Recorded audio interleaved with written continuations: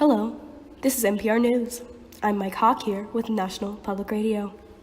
Yes, hi, and this is Crispy Bacon coming to you live from our studio. Before we get started, we just wanted to remind all of our listeners that we are a commercial-free station, and that is made possible by listeners like you. So please, go to npr.radio.com to make a donation. Please, my paycheck gets slimmer by the day, so really, anything helps. I'm begging you. Well, all right, Chris. Thank you for that shameless plug. Now, back to the story for today. Right. Anyway, today we'll be discussing the book Barracoon in conversation with the author Zora Neale Hurston, the editor Deborah G. Plant, and the main man himself, Cujo Lewis, aka Kasula. Yes, happy to be here, Mike and Chris. Thank you for having us. Our pleasure. So, before we get into the meat of this interview, why don't you and Deborah give us an overview of your book? Because it seems the demographic of our listeners probably don't know what this book is about or deny its existence completely. Sounds about right, Mike. Sure, we can do that for you. Essentially, this book takes the reader through the story of Kosala and his life in Africa before he was taken by a neighboring tribe and sold into slavery. Then it follows his journey on the last slave ship and his experience in slavery and afterward as a free man. Wonderful. Sounds like a riveting and historical read. If I do say so myself, I must agree. Now, Kasula, as I understand, the story is told very much in your words. Is that correct? Kasula tell you this story. Was it difficult for you to recount? Yes. At times, it was hard for me to relive the horror imposed on me and my fellow African brothers. However, Cujo needed to tell the story. There have been so many stories from the seller, but not one from the sold. I understand completely. I cannot imagine the trauma that you have experienced. We have one main question we would like your opinions on, however. What is that? From the book, we gather that Kasula experienced two distinct lives and places to call home. Which one is more familiar to him now? Which would he call home? How have definitions of home changed in response to the changes in time and space? I think that Kosala has different places he can call home. For example, throughout the novel, Kosala refers back to Africa, the place he was born and raised. While he is interviewed, he repeatedly says, "in the Africa soil." He tells Hurston how things used to be in Africa because he would miss being there. However, I am convinced that he finds a sense of home in the New World too, most likely a resultant force. In the section of the novel where Hurston speaks with Kosala about what his intentions were after he and his fellow slaves were freed, he makes it clear that he nor his peers intended on staying in the New Land. Is that right, Kasula? Yes. We say we from cross the waters, so we go back where we come from. So we say we work in slavery 5 years and the 6 months for nothing. Now we work for money and get in the ship and go back to our country. You see that mindset right there reveals his connection to Africa as his primary home, even after being hauled into the New World and enduring slavery. Unfortunately, it wasn't that easy to live, so they adapted.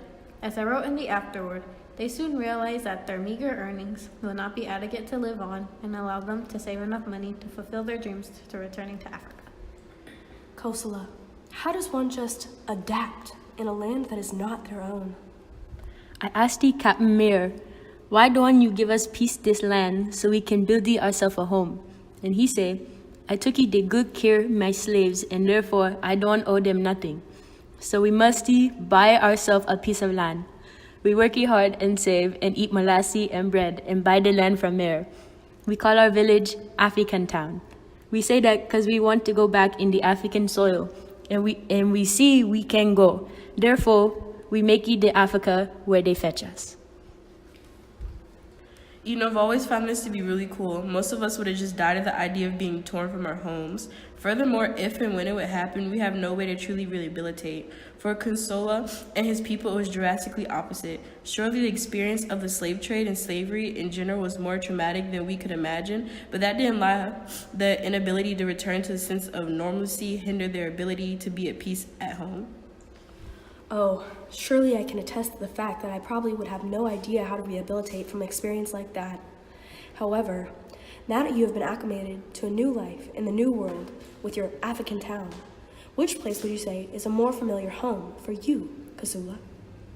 I say I'm most familiar with the Ameriki soil, because it is where I've been longest. We have to remember that Kusula was taken from his homeland as a teenager, transported across the Atlantic where he lives today in America. Certainly he has memories of his homeland. That's how he told the story to Zora, for her to compose an entire novel on it. Nevertheless, he spent the large majority of his life here in America and has taken action to adjust to his surroundings. Just as anyone would be familiar with the place they've been forced to acclimate to, Kusula is most familiar with the American land. At the same time, I must address the fact that just because he's familiar with his home here, that doesn't mean that it's more of a home for him than his initial one. Now, Zora, what made you feel obligated to write the story of Kosala? The reason I chose to write this book is because the main character and the focal point of the story is alive and here with us today. I wanted to write a story where all the details of the event came directly from the person who lived it firsthand, and I didn't want this information from just anyone. Like Kojo said, there have been so many stories and books told from the seller's point of view, the white man's point of view. If you want the whole story, the truthful story, you must look to the victim of the crime. This is the real. This is the part of our history as Americans that we can never overlook or forget. Least we return to the way of our past. I knew that interviewing Kosala and recording his story would help us learn from his despicable event and hopefully help everyone who reads it grow to be more empathetic and understanding. Beautiful. So prior to you meeting Cujo and beginning to write his life's journey, had you known much about his general story as far as him being on the last slave ship to America and where he was from? Yes, I had known the basics of his story as far as being on the flotilla in 1860 and Kojo being from Africa. However, the amount of detail he was able to recount was incredible. Not only was it very useful for the book, but out of sheer curiosity, I was so intrigued. This man has truly been through a lot, as have all Africans who have been subject to slavery and systematic oppression. How did you get Kasula to become so comfortable with you and allow you to come into his home and sit and listen to his story? Kasula had obviously been through much more than any other person could imagine, so you can understand his hesitation to share in the beginning. I tried not to pry. I tried to make him feel most comfortable. Some days I would bring him food. Some days I would take him outside and just sit with him. I wouldn't ask any questions. I would just listen if he decided he wanted to tell. My effort was to create a real friendship with Kosolo, and not just make him the next historical nonfiction novel. I wanted people to be familiar with his story and also be familiar with it myself. How did your perspective of Kosala change as you heard all that he had been through? Of course, I was taken back by the tragedy in Kosolo's narrative, the deaths and disappearance of his children and wife, and his loss of the sense of home that no longer can be reinstated. Coming into this research, I had a foundation on the notation of this content of this novel, but I had no idea the impact it was going to have on myself. I think that is very true. In editing this text, I wasn't aware that my perception of Zora was going to change. When I was editing, many questions came to mind about Hurston's purpose and tone. She tried to capture Kosala's voice and grammar in her note-taking, but it ended up raising some controversy. Was she truly trying to capture the essence, or was she trying to mock Kosala's type of speech? I think it became a widely disputed question throughout the community of scholars after the book was published. All in all, it was an honor to edit this manuscript and learn about Hurston and Kosala while completing the text. Well, that's all we have time for today, ladies and gentlemen. Again, I'm Mike Hawk. And I'm Crispy Bacon. And this has been NPR News.